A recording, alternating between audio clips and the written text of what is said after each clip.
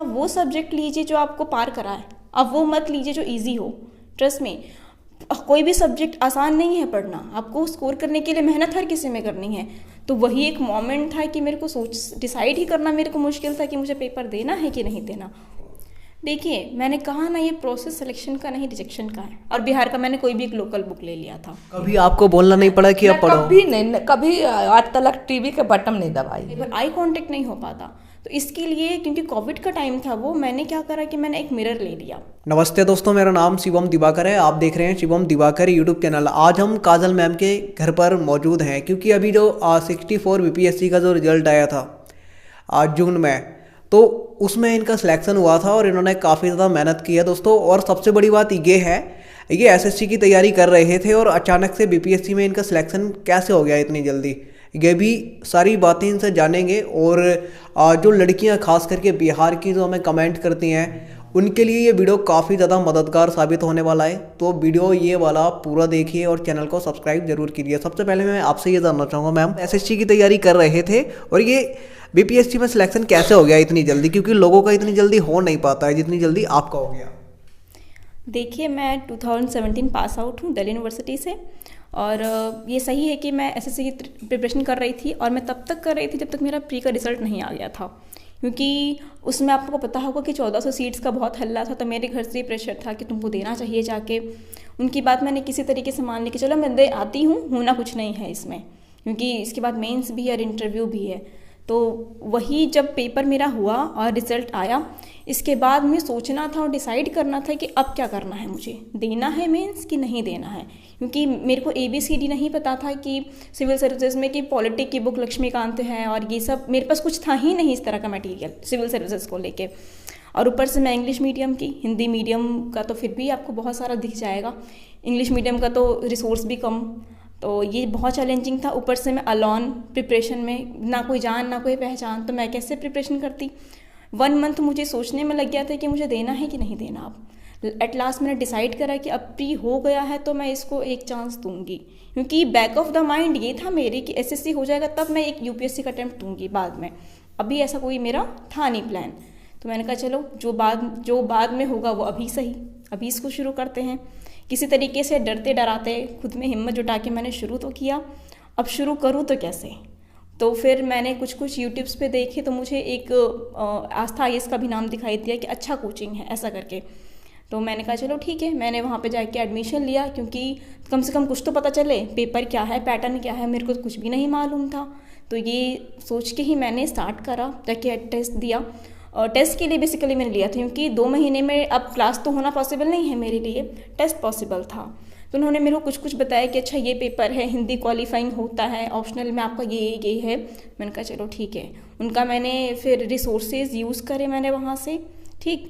और उसके बाद थोड़ा थोड़ा करते करते फिर मेरा फाइनल रिजल्ट भी हुआ। तो वही एक मोमेंट था कि मेरे को डिसाइड ही करना मेरे को मुश्किल था कि मुझे पेपर देना है कि नहीं देना, और डिसाइड करके रिजल्ट पॉजिटिव भी हुआ। ये बताइए मैम, आपका जो ऑप्शनल सब्जेक्ट था वो कौन सा था? क्योंकि बहुत सारे स्टूडेंट के साथ में समस्या ये आती है ऑप्शनल को लेकर के कि कैसे हम सिलेक्ट करें और किस आधार पर करें। आपने कैसे किया था? देखिए मैंने कहा ना कि मेरा पेपर एक तरीके से मेरा नहीं था। ये LSW लेना ये नहीं कहूँगी कि मेरी चॉइस थी, बस वो किसी तरीके से था। पर मैं LSW के लिए आपको रिकमेंड तो नहीं करूँगी, क्योंकि आप वो सब्जेक्ट लीजिए जो आपको पार कराए, अब वो मत लीजिए जो ईजी हो। ट्रस्ट में कोई भी सब्जेक्ट आसान नहीं है पढ़ना, आपको स्कोर करने के लिए मेहनत हर किसी में करनी है। तो जब सिलेक्शन ही लेना है तो क्यों ना थोड़ा सा अपने इंटरेस्ट को देखते हुए और थोड़ा सा स्कोर को देखते हुए एक कॉस्ट बेनिफिट एनालिसिस पे ही आप सिलेक्शन प्रोसीजर को देखें और ऑप्शनल को लें। जैसे कि आप 65th में देखो, ज्योग्राफी बहुत अच्छा परफॉर्म करा है। और भी अच्छे ऑप्शनल, एंथ्रोपोलॉजी भी एक बहुत अच्छा ऑप्शनल समझती हूँ मैं। और बाकी जो इंजीनियरिंग बैकग्राउंड के लोग हैं उनके लिए तो खैर हैं ही, केमिस्ट्री, मैथ्स, ऑनर्स एक्सेट्रा। तो आप थोड़ा सा ट्रेंड को एनालाइज करें, ऐसा सब्जेक्ट ना ले लें कि जिसका स्कोर बहुत अच्छा नहीं होता, ठीक। तो आप इस तरीके से थोड़ा सा अपना इंटरेस्ट देखें और स्कोर एनालाइज करके आप ले लीजिए अपना ऑप्शनल। मेंस के लिए तैयारी कैसे करें, आप कैसे करते थे? और एक और क्वेश्चन है कि हम जो आंसर राइटिंग कैसे करें, क्योंकि क्या लिखें क्या ना लिखें और कैसे लिखें, ये भी समस्या है। देखिए मैं कोशिश करूँगी मैं आपको वही बताऊँ जो मैंने मेंस में अपने लिखा, ठीक। क्योंकि जब मैंने स्टार्ट करा था अपने मेंस के लिए, मैं भी बहुत एकदम न्यू थी, कुछ नहीं पता था। और कभी मैंने आंसर लिखा नहीं था उससे पहले सिविल सर्विसेज का, ठीक, खासकर बीपीएससी का। मैं आपको एक एक्सपीरियंस शेयर करूँगी। मैं इतनी ज़्यादा सिविल सर्विसेज को लेके फॉर ग्रांटेड थी कि मुझे ये तक नहीं मालूम था कि इकोनॉमिक सर्वे बिहार की भी आती है, और ये बहुत सच बात है। जब मैं अपनी क्लास में गई तो मुझे पता चला कि अच्छा इकोनॉमिक सर्वे बिहार की भी आती है, ऐसा भी है, ठीक।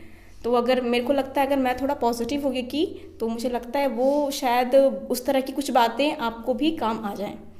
मैंने कैसे स्टार्ट करा था, क्योंकि कभी मैंने आंसर नहीं लिखा, कभी मैंने अपना सिलेबस नहीं देखा, तो पहली बार सिलेबस उठाना मेरे को काफ़ी बल्कि फील करा रहा था। मैंने क्या करा, केबी नैनो नाम की एक बुक थी, वो ले ली। उसमें देखा कि क्या क्वेश्चंस आते हैं। उसमें से कुछ क्वेश्चंस रिपीटेड भी थे। उसमें हिस्ट्री वाला पार्ट रिपीटेड था। मैंने उसका 10 क्वेश्चन का 15 क्वेश्चन का सेट बना लिया कि ठीक है, इस पर मुझे अब प्रैक्टिस करनी है। 72 मार्क्स की स्टैट्स आती है, क्योंकि मैथमेटिकल सब्जेक्ट है वो, तो उसमें बहुत अच्छा चांस है कि आप 72 मार्क्स स्कोर कर लें, ठीक। अगर अच्छी प्रैक्टिस हुई तो आप डेफिनेटली स्कोर कर जाएंगे, लोग करते हैं। तो उसकी प्रैक्टिस भी आप किसी भी कोचिंग सेंटर से कहीं से भी कर सकते हैं। घर से भी बहुत सारे क्वेश्चंस अवेलेबल हैं, ठीक है। आप चाहो तो आस्था आईएएस के टेस्ट से भी कर लो, चाहो तो एरोटेरिया के टेस्ट से ले लो, बट टेस्ट सीरीज इज मस्टेड।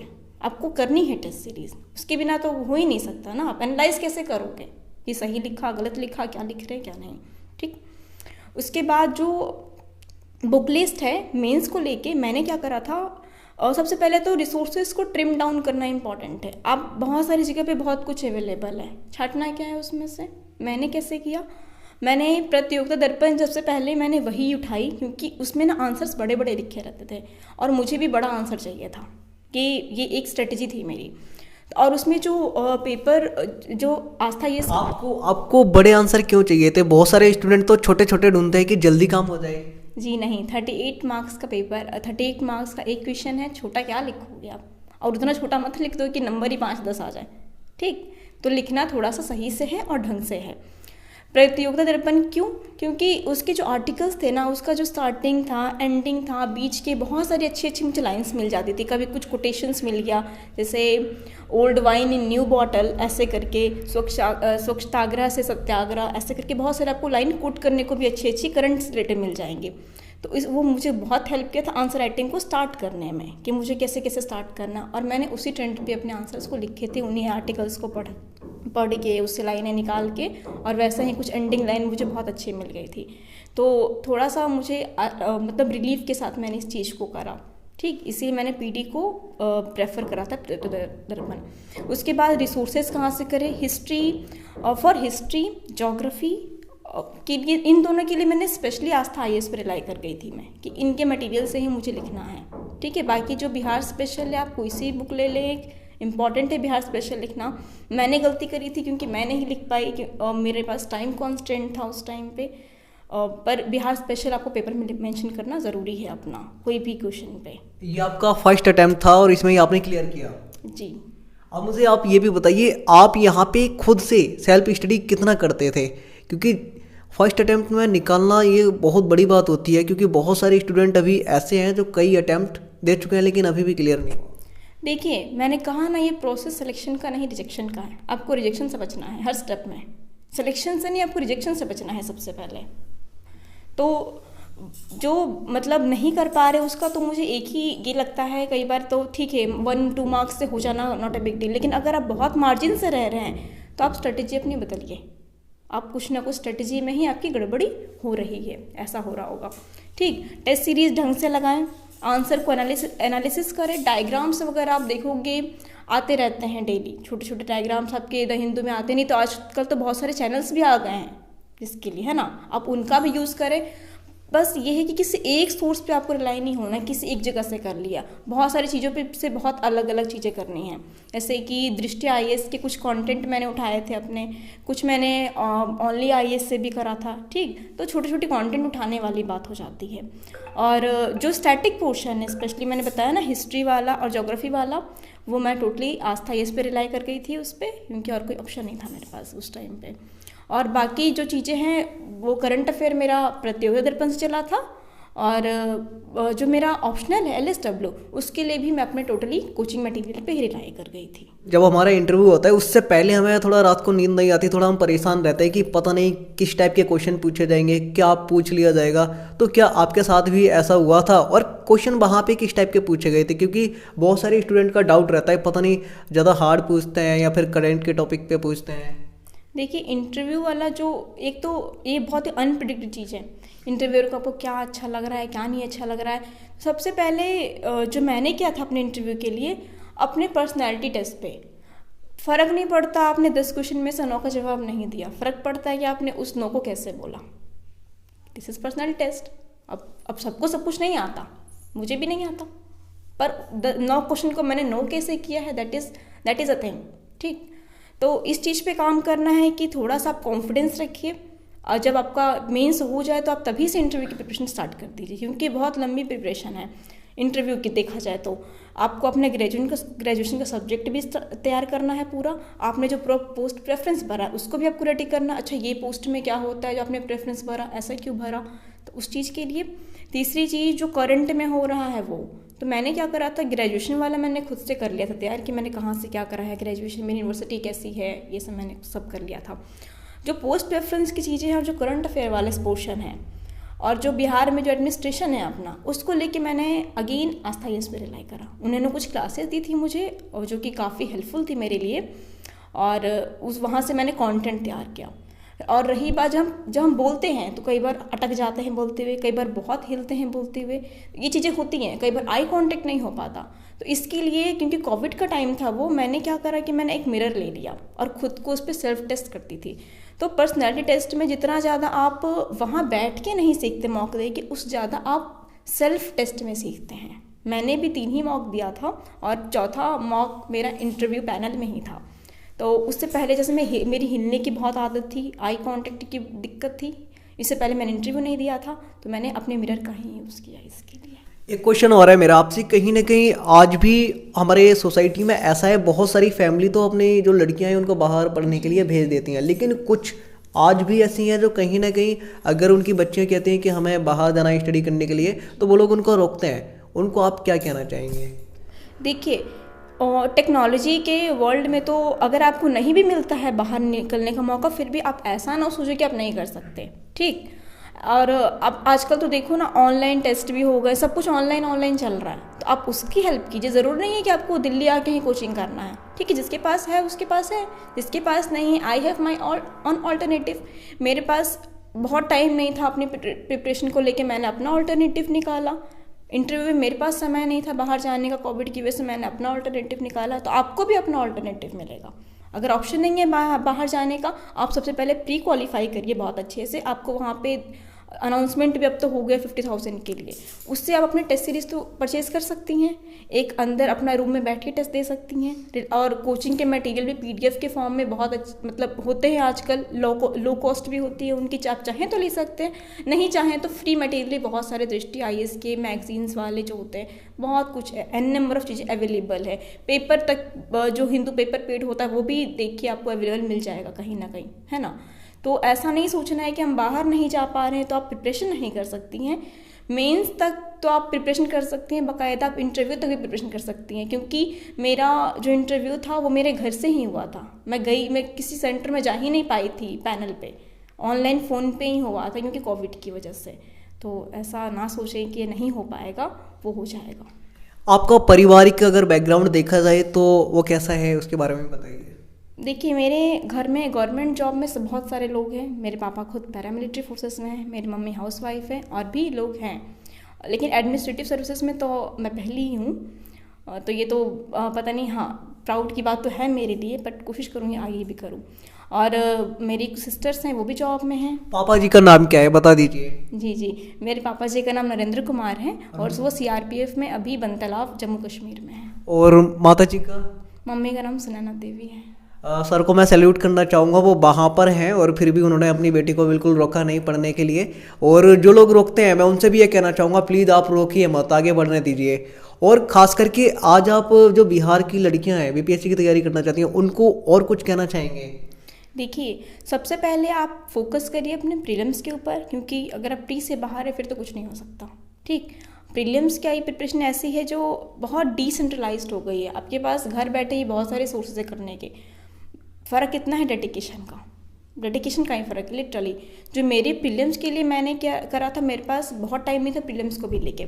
मैंने क्या करा, रिसोर्सेज को करे ट्रिम डाउन कि मुझे इतनी चीज़ें ही करनी, इसी को रिवाइज करके मुझे बाहर जाना है। अल्टीमेटली आपको प्रीलिम्स में तीर नहीं मारना, आपको बस पास हो जाना है उसमें। सारे स्टूडेंट जो खास करके बिहार से हैं वो ये पूछते हैं, वो कई बार कमेंट करते हैं, कॉल भी करते हैं कि शिवम भैया यहाँ पे मुखर्जी नगर में बीपीएससी के लिए कौन सा कोचिंग अच्छा है दिल्ली में। तो आपने तो आज तक ये ज्वाइन किया था, तो आपको कैसा लगा और आपका फर्स्ट अटैम्प्ट था उसमें ही आपने क्लियर किया?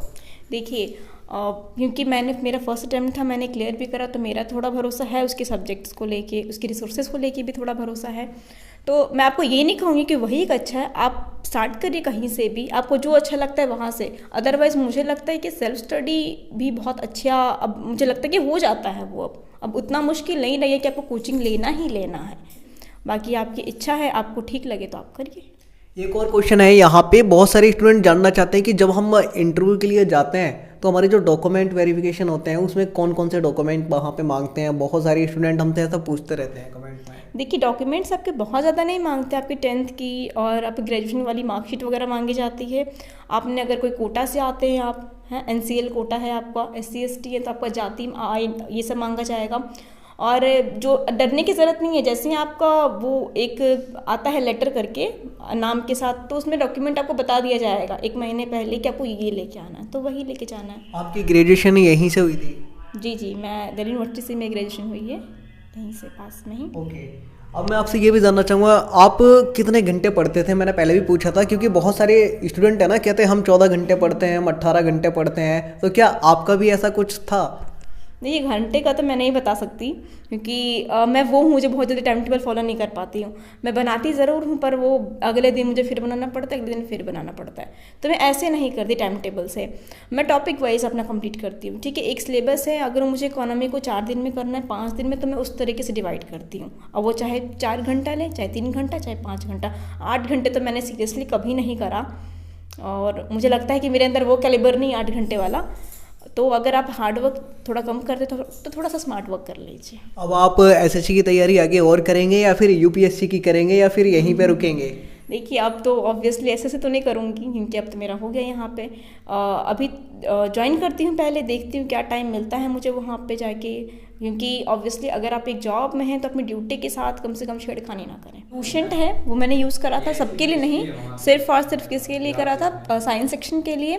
बाकी जो थोड़ी बहुत चीज़ें हैं उसके लिए आप थोड़ा बहुत घटना चक्र भी देख सकते हैं, जैसे कि मॉडर्न इंडिया के लिए घटना चक्र अच्छा है, पर सारा कुछ नहीं करना एक जगह से। ठीक, इकोनॉमी हो गया, ज्योग्राफी हो गया, इसके लिए आप स्टडी IQ का यूज़ करिए और एडिटोरिया के चैनल का यूज़ करिए। मैंने वहीं से किया था, हिस्ट्री के लिए बल्कि एडिटोरिया से ही किया था मैंने।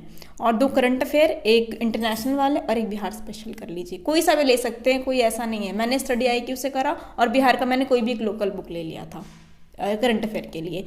ये तो प्री का हो गया मेरा पूरा। मेंस के लिए एक जो इम्पॉर्टेंट टॉपिक होता है गांधी नेहरू, उसकी तो मैं चलो आपको बुक दिखा देती हूँ। ये कुछ ऐसी दिखती है, ये इम्पॉर्टेंट है, आपको लेना है, और चाहो तो खुद भी कर लो, मेरे को इम्पोर्टेंट लगा मैंने ले लिया था। जो बाकी टॉपिक्स हैं उसके लिए बहुत सारे मटेरियल्स हैं, हिंदी और इंग्लिश दोनों मटेरियल।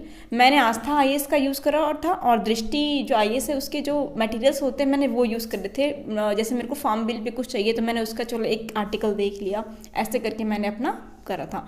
और बाकी मैंने एक बात डिस्कस करी थी, 60 क्वेश्चन का मैंने सेट बनाया था KBC नैनो से प्लस करंट अफेयर से, तो वो मैं आपको दिखा देती हूँ, पुरानी कॉपी है मेरी।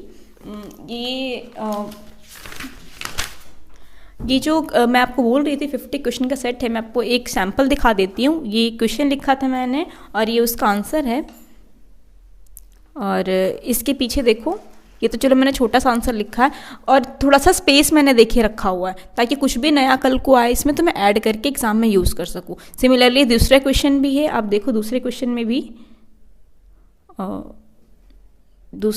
में भी आपको दिखेगा कि मैंने स्पेस छोड़ा हुआ है। ठीक है, तो आप चाहो तो अपने हिसाब से स्पेस छोड़ सकते हो, इसीलिए छोड़ा हुआ है स्पेस ताकि मैं कुछ और चीज़ें इसी टॉपिक के ऐड ऑन कर दूं और एक ही जगह पे मेरे रहे सारा मैटर। तो मैंने आपको अपने नोट्स दिखाए हैं, मे बी इसमें कुछ क्वेश्चंस पुराने भी हों, आप नए क्वेश्चंस पे प्रैक्टिस करिए अच्छे से। बहुत सारे स्टूडेंट कहते हैं कि हम जो है 12 घंटे पढ़ते हैं, 18 घंटे पढ़ते हैं, तो क्या आपका भी ऐसा कुछ था? देखिए बिल्कुल भी ऐसा नहीं था, क्योंकि मैंने कहा ना, मैंने सिविल सर्विसेज के लिए कभी सोचा नहीं था, और बाकी चीज़ों के लिए मुझे कभी ऐसी ज़रूरत नहीं पड़ी कि 8 9 10 घंटे मुझे लगाने हैं। बहुत रेगुलरली 3 से 4 5, मतलब एग्ज़ाम टाइम में आपको थोड़ा सा हो जाएगा स्ट्रेस, बट वो बट खींचना पड़ता है, क्योंकि पेपर डेली होता है। जब डेली पेपर, चारों पेपर लगातार होते हैं तो थोड़ा सा कम टाइम बचता है, लेकिन अदरवाइज जो डेली रूटीन था मेरा नॉर्मल, उसमें 4 से 5 घंटा ऑन एन एवरेज था। ये बताइए कि अभी आपका सिलेक्शन हुआ है तो कौन सी पोस्ट पे हुआ है, और अब आपकी ज्वाइनिंग कब होने वाली है?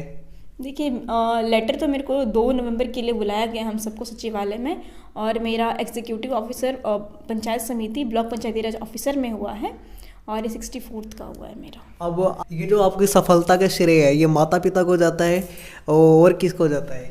देखिए पेरेंट्स तो इम्पॉर्टेंट हैं ही, लेकिन इंटरव्यू के टाइम पे मेरे फ्रेंड सर्कल्स भी इम्पॉर्टेंट हो गए थे, जो इनके साथ मैं डिस्कशन करती थी क्वेश्चंस वगैरह का। तो भाई भगवान का शुक्र है तो हर कोई करता है, मैं भी करती हूँ, और फ्रेंड सर्कल भी इम्पॉर्टेंट था मेरे लिए।